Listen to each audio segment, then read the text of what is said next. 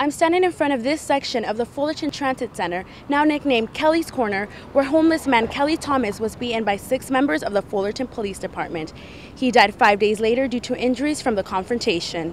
Although the protest started back at the Anaheim City Hall, some of the demonstrators took to the street and made their way in front of the Anaheim Police Department. After the workshop, the students who brought in their parents' tax forms were able to begin filling out their FAFSAs and the computers provided.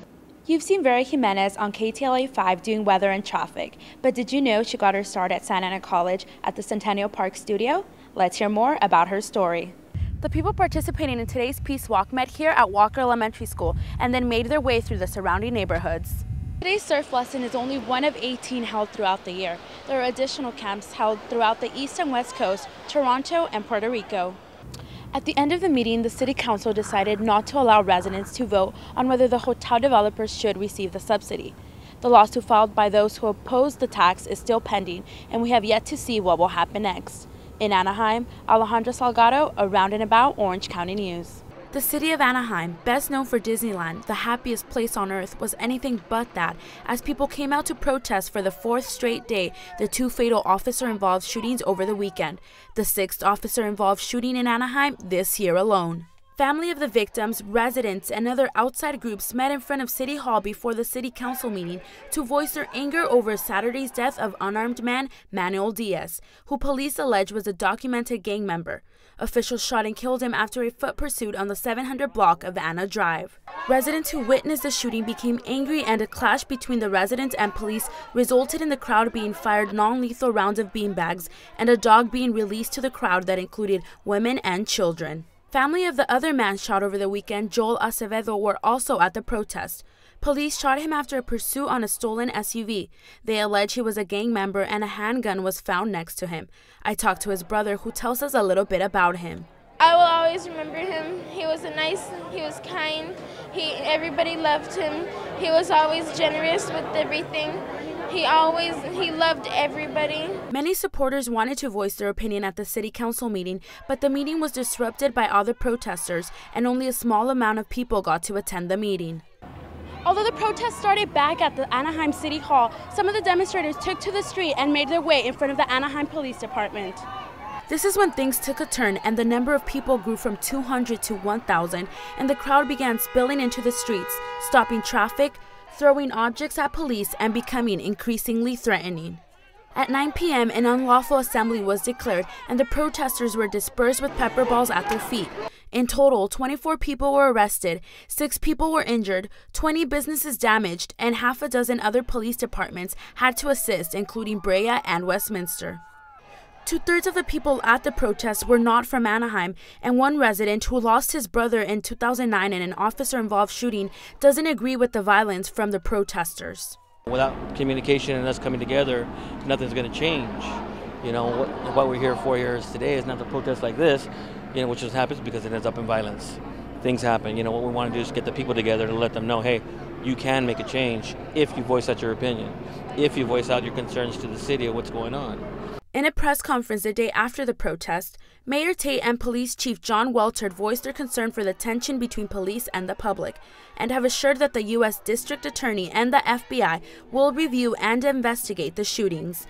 Reporting from Anaheim, Alejandra Salgado, Around and About Orange County News. It was a perfect day to head out to the beach and catch some waves, and an even more perfect day for Surfers Healing to hold their annual surf lesson in Dana Point. Surfers Healing is an organization that gives free surf lessons to children with autism. It was started by Danielle and Izzy Paskowitz, who have a son with autism. My husband and I, Izzy Paskowitz, started Surfers Healing in 1999. Our 21-year-old son was diagnosed with autism at 3 years old. My husband's a professional surfer, and we ran a surf camp, and when my son was 3 years old and diagnosed, we noticed that he was starting to have some behavior problems and some sensory issues and anxiety problems, and the only thing that seemed to calm him was the water. So we put him on a surfboard, and my husband would start paddling him out and catching some waves, and we noticed that the whole rest of the day it had a huge calming effect on him. Today's surf lesson is only one of 18 held throughout the year. There are additional camps held throughout the East and West Coast, Toronto, and Puerto Rico. Surfers Healing, we have a lot of different locations in the United States and out of the United States. We take about 3,500 kids out surfing a year. And what to expect at the beach is just to, the kids come, they check in, they all have a surf time. They get one-on-one instruction with a professional surfer who's also got experience with autism. And they will go take them out in the water and catch as many waves as they can. The parents who bring their children certainly notice a change in their kids as they are out in the water. He is just fearless, you know what I mean? They're free. Like, they come and there are some kids who are a little afraid of the water, you know, and they're a little smaller, but I noticed with him, he goes out there and he thinks he's like king of the world, you know. He told someone today, "Oh, this is my second time here. I'm a pro." Most importantly, the kids also enjoy their time surfing. My favorite part was just sitting out with the surfers and relaxing on the waves. Volunteers also get to witness the impact that surfing has on the participants and their family. There was a good story where the son never said a word. He was like 3. The first word he said was surf. And the parents just freaked out. It was great. With the number of kids diagnosed with autism as high as 1 in 88 children according to some studies, events like this are in high demand. Reporting from Dana Point, Alejandra Salgado, Around and About Orange County News.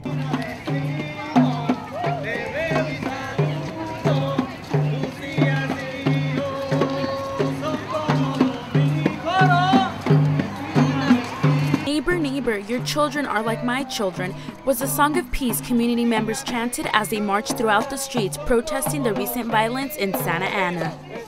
The people participating in today's Peace Walk met here at Walker Elementary School and then made their way through the surrounding neighborhoods. The Peace Walk was organized by Latino Health Access due to the residents' request for another Peace Walk as a result of a 10-year initiative called Santa Ana, Building a Healthy Community. Had a big peace walk where we wanted to raise awareness, and from there came out a community peace forum. And at the forum we had over 80 people, and they really said that they wanted to have more peace walks, but out in the neighborhoods. And so they identified neighborhoods where they lived, where they know that there has been a history of violence. And so we picked, this was one of the neighborhoods where they wanted to have the first or continuing peace walk. As the participants walked through the community, residents came out to support, and they were invited to a gathering back at Walker Elementary School, which included music, food, and different speakers. One of those speakers tells us his reason for participating in the event. Because I live in Santa Ana, and the violence, whether it's on my block or a few blocks away or a mile away, can affect me and my family at any point. Bullets don't have brains, and so a bullet can just hit my family at any point. And so I really care about my community, I care about the young people in our community, and so I'm here to make a difference and put my my little piece into the whole. There were resource tables with different community organizations such as Comité Poder and the Santa Ana Public Library. Attorney Alfredo Amezcua shares the importance of being aware of the different resources available in Santa Ana. We want to make sure that the parents know what resources they have to make sure that whenever they see their kids into a situation of a problem area, that they can call the resources to make sure that we address the problem before it gets any bigger. That's number one. Number two, we want to make sure that the community-based organizations and our local government take special attention to make sure that our city is safe.